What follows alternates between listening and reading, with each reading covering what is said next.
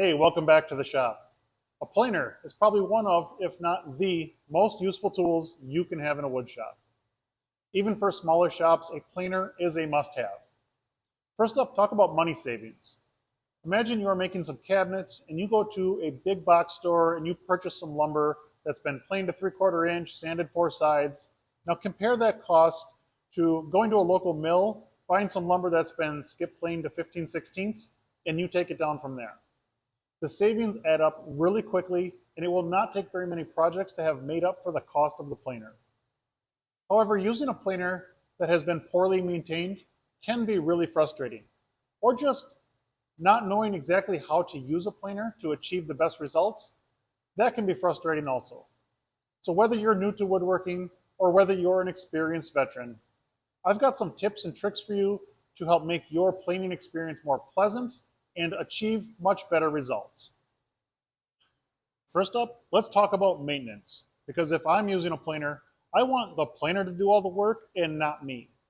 One of the most frustrating parts of using a planer is after quite a bit of use, you may find yourself having to force the lumber through the planer rather than it just feeding through by itself.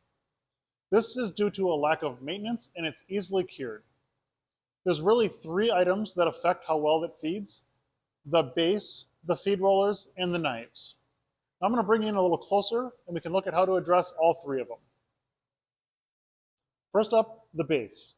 We want the base to be as smooth as possible. We don't want any friction here if we can avoid it. So clean it really well. You may need to polish it. I use this Mother's Mag and aluminum polish. It works really well. Then we want to finish it with some wax. You could use automotive wax. I personally use this Minwax Paste Finishing Wax. Any kind of wax that you can put on the surface is going to reduce friction and allow your boards to slip through a lot easier. Next up, we want to clean the feed rollers. You have 2 feed rollers, one in the front, one in the back. We want those to be clean, and they want to be free of residue. I usually get a rag and I soak it with some acetone and just wipe across here. Get it as much as you can. Get your fingers out of there. You'll have to turn on the machine to get them to roll a little bit so that you can go back and finish the parts you couldn't reach the first time. Right about now, I can hear some of you screaming at your screens. Acetone, really? Isn't that a bit aggressive? Well, bear in mind, we are not removing the feed rollers and dunking them in a bucket of acetone. We're just getting a rag damp and wiping the surface. The acetone will evaporate really quick, 1 or 2 seconds. And if during that 1 or 2 seconds it etches into the rubber just a little bit, it actually is going to help the rubber grip your material better. But if that's scary for you, by all means try something else. You could try denatured alcohol or maybe even mineral spirits. The important thing is remove any residue, any sap, anything that might be on those rollers that inhibit how well it feeds.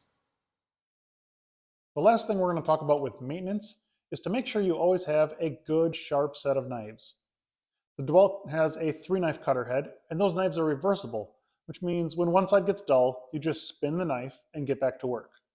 When both sides are dull, you can either sharpen or you can replace. My personal preference would be to replace. I've had some bad luck with sharpening. I've had them come back with some pretty poor results, and really the cost savings compared to buying new ones really isn't there. These are a high-speed steel cutting head, so they last okay, but they aren't really great. You do end up replacing them a fair amount. So about a year ago, I made an upgrade to this Shelix cutter head. This is an expensive upgrade, I will admit, but these cutters are a series of small square cutters that are carbide, so they last significantly longer, and they have 4 cutting surfaces. But in the last year, I have yet to turn a single knife on there. So I'm anticipating in the long term, this is going to save me money. If you'd like to see a video on how to install a Shelix cutter head, I did make one. I'll leave a link in the description below. If you want to pick yourself up a Shelix cutter head, I will leave a link in the description for Amazon. It is an affiliate link, which means if you click on the link and buy the cutter head, I do make a small commission out of that. But just know, as always, I am not sponsored by anybody. This stuff was all purchased out of my own pocket. Here you can see that even with 12-inch wide lumber, a properly maintained planer has no issues feeding the material.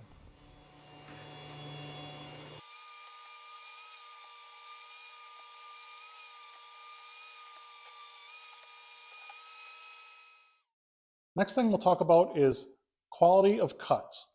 One of the most common issues you're going to have with a planer is called snipe. That is where at the end of your board, you might get a 2 or 3 inch spot that's got a bit of a gouge in it. That happens simply because as you're either feeding in or out, your board's not flat. If on the in feed, your end drops, this end is popping up into the cutter head and causing a gouge. Same thing on the out feed. If your board's feeding out and this end drops down, your end is popped up into the cutter head, making a gouge.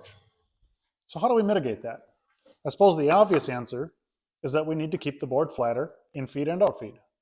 So you can maybe make yourself a longer in feed table.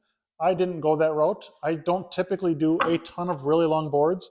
So I just try to support this out here and keep it flat at least until it reaches the second roller. Once it's reached the second roller, I know that it's holding the board flat inside the planer. For the outfeed, you could make yourself a longer outfeed table. As you can see, I actually don't even have one. I made myself a cart that I can set this on and put it right up against the workbench. The workbench becomes my outfeed table. If neither of those options work for you, you could again just try to support and hold your board on the way out, keep the weight off of that end, and hopefully you don't get any snipe. Another way to mitigate that would be leave a piece on the end, a bad piece on the end of your board that the snipe can happen to. So for instance, if you have a board that's got a bad end, maybe it's got some cracks, rather than cutting that piece off before you plane, leave it on there. Let the snipe happen to the piece that's going to get cut off anyways. Another way to mitigate this would be, let's say you have a long board, maybe it's 10 foot long and you're going to get like 5 pieces out of it.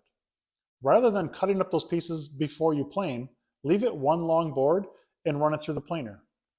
That way if any snipe happens, it'll only happen on the very ends of that long board.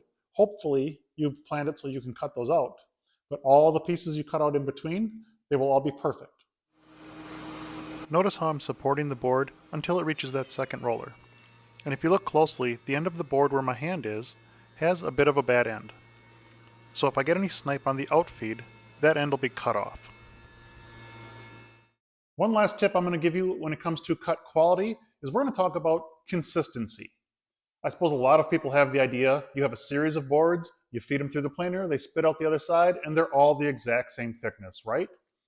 Well, to be honest, they're close. Now, I'm not talking that they're a big difference, but we're talking thousands. But this is a machine. It has moving parts. It's got rollers and bearings. It has some give. And feeding your boards through, the pressure of the board is going to cause a little bit of give. So what I like to do, when I get down to my desired thickness, I will run them through a second time at the exact same setting. This is going to give you much more consistent results, especially when you're making those edge-to-edge glue-ups. You will notice an improvement in how well those pieces line up. Well, that's what I have for you today. I really appreciate you watching all the way to the end. As always, I really appreciate your time. If you enjoyed the video at all, if you liked it, go ahead and hit that like button, hit the subscribe button. But really, like I always say, even if you didn't, like and subscribe. We'll see you on the next one.